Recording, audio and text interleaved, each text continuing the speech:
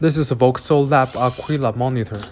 It should be the same for either the original or the X2 version, also as well as Ender 3. It's fairly easy to take it apart. Just remember to take care of all the clips, otherwise the plastic could be damaged. Removing the rotary button actually should be the first step. I forgot it.